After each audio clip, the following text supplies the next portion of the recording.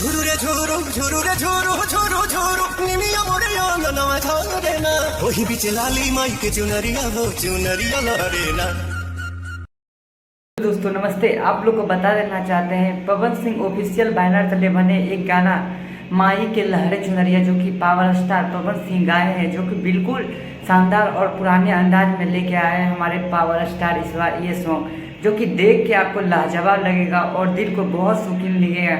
माता रानी का हालांकि पहला गाना पवन सिंह लेके आए हैं इन दिनों, जो कि अभी मतलब नवरात्रि का फर्स्ट ये सॉन्ग है, जो कि देखने में आपको लाजवाब लगेगा।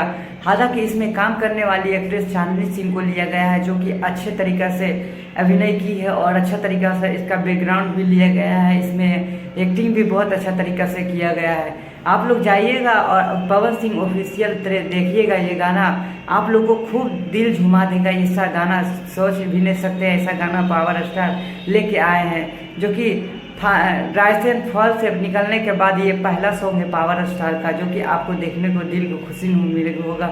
और देखे गाने को लिखने वाले आलम दिलशाद और इस गाने को म्यूजिक देने वाले अजय सिंह है, जो कि बहुत अच्छे तरीक़ा से म्यूजिक दिया गया है और इसका वीडियो भी कास्टिंग बहुत अच्छा तरीक़ा से किया गया है।